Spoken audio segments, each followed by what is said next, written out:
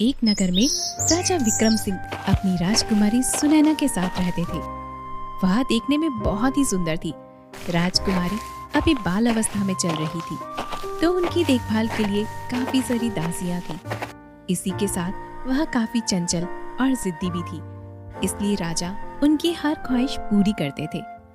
कभी कुछ भी कमी नहीं छोड़ते थे, क्योंकि उन्हें पता था अगर सुनैना एक बार रूठ जाएगी तो उन्हें मनाना काफी ज्यादा मुश्किल है। एक दिन की बात है, सुनैना ने अपने पिता से कहा, पिताजी, मुझे गांव घूमने जाना है। नगर के बाहर काफी सारे गांव हैं। आप मुझे वहां क्यों नहीं जाने देते हैं? नहीं बेटी, तुम वहां जाकर क्या करोगी? यहीं पर खेलो। नहीं पिताजी, मुझे नगर के बाहर घूमना है। वैसे भी अभी तक आपने मुझे बाहर जाने ही नहीं दिया। और इस तरह से वह अपने पिता से जिद करने लगती है, जिसके आगे राजा झुक जाते हैं और उसे अपने सैनिकों के साथ नगर के बाहर भेज देते हैं। वह बहुत खुश थी कि वह नगर के बाहर जा रही थी। तभी उसे एक लड़की रोती हुई दिखाई देती है। उस लड़की को देखकर सुनैना ने अपने सैनिकों से कहा, अरे ये लड़की क्यों रो रही है? जाओ जरा इससे जाकर पूछो इसे क्या हुआ है। यह सुनकर एक सैनिक उस लड़की के पास जाता है और उससे कहता है, क्या हुआ तुम्हें? तुम क्यों रो रही हो? तभी उस लड़की ने रोते रोते सैनिक से कहा, मेरे माता पिता खो गए हैं और मुझे पता नहीं वो कहाँ चले गए हैं। तुम कहाँ रहती हो? मैं पास वाले गांव में रहती हूँ। मुझे घर का रास्ता भी नहीं पता। तभी सैनिक उससे बड़े प्यार से कहते हैं, ठीक है, रुको तुम यहीं।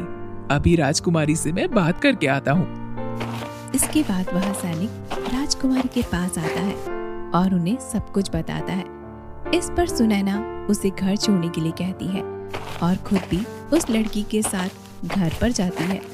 घर पहुंचने पर लड़की को उसके माता पिता मिल जाते हैं, जिससे वह काफी ज्यादा खुश हो जाती है और वह राजकुमारी का धन्यवाद करते हुए कहती है, आपका बहुत बहुत धन्यवाद राजकुमारी, जो आपने मुझे मेरे घर वापस पहुंचा दिया।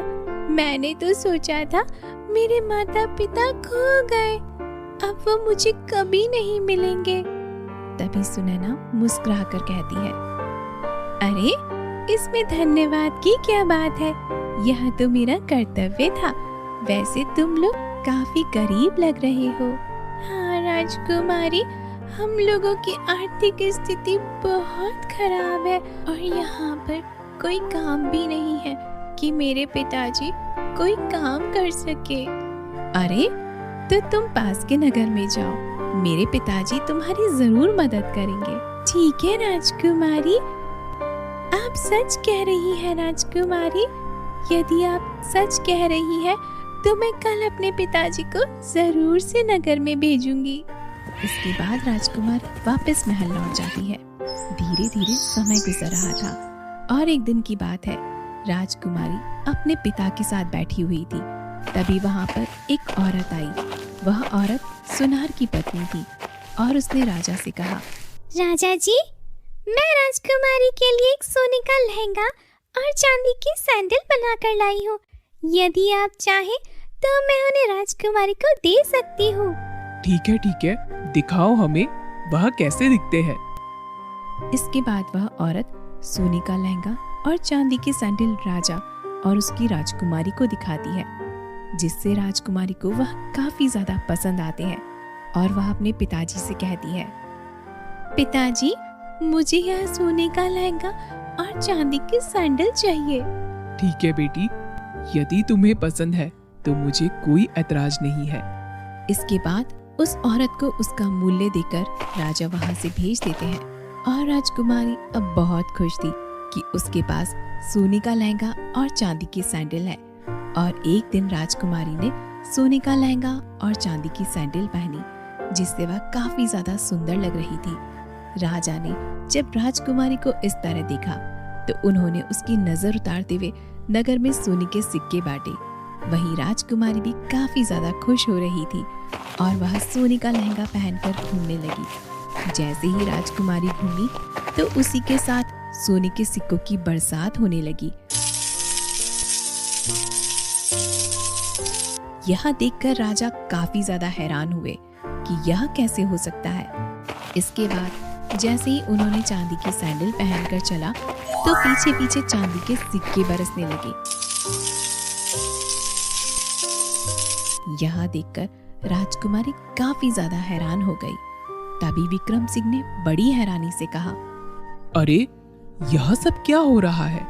यह सोने चांदी के सिक्कों की बरसात अचानक से कैसे होने लगी? मुझे तो कुछ भी समझ में नहीं आ रहा है। हाँ पिताजी, आप बिल्कुल ठीक कह रहे हैं। यह सब कहाँ से आ रहे हैं? इस पर विक्रम सिंह काफी देर तक सोचते रहे और फिर वह अपनी बेटी से बोले, सुनैना बेटा, तुम एक बार फिर से घूमो और मेरे पास में आओ। मुझे देखने दो यह क्या मांजरा है।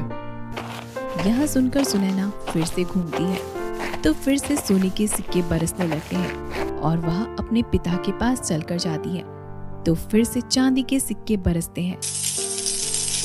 इसका मतलब यह सोने का लहंगा और चांदी की सैंडल जादुई थे और उन्होंने अपनी बेटी से कहा, बेटी, यह जादुई सोने का लहंगा और चांदी की सैंडल है।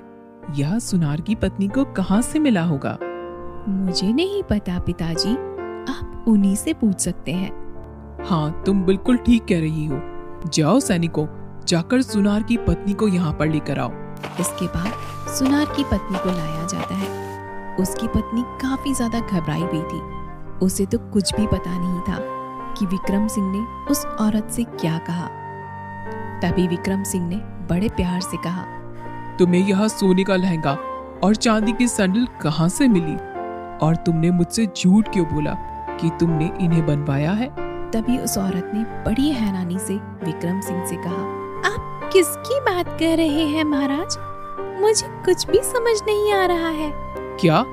यह तुम क्या कह रही हो? अभी कुछ दिनों पहले तुम मेरी बेटी को सोने का लहंगा और चांदी का चप्पल देकर गई थी। नहीं महाराज, आपको कुछ गलतफहमी हुई होगी। मैं भला आपके बिना आदेश से ऐसा क्यों करूंगी?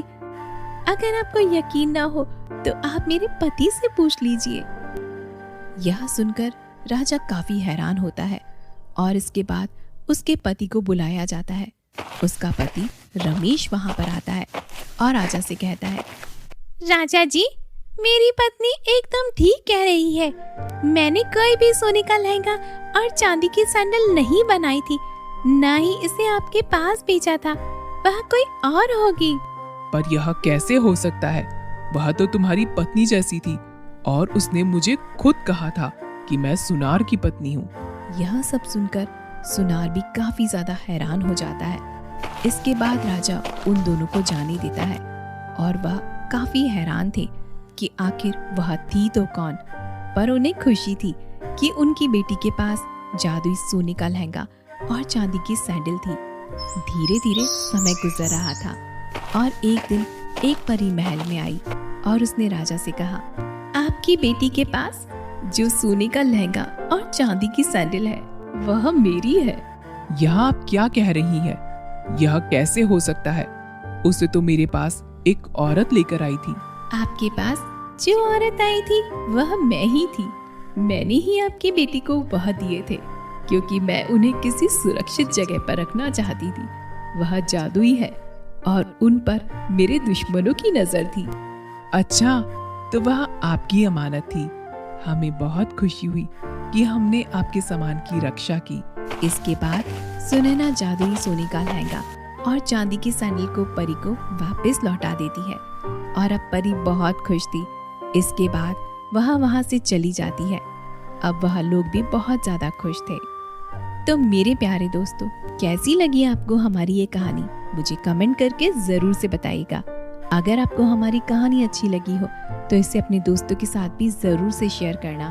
और हाँ दोस्तों, अगर आपने अभी तक हमारे चैनल किड्स टीवी को सब्सक्राइब नहीं किया है तो जल्दी से नीचे लाल बटन को दबाकर अभी सब्सक्राइब कर लें। तो मिलती हूँ फिर किसी नई जादुई कहानी के साथ। तब तक के लिए अपना ख्याल रखना।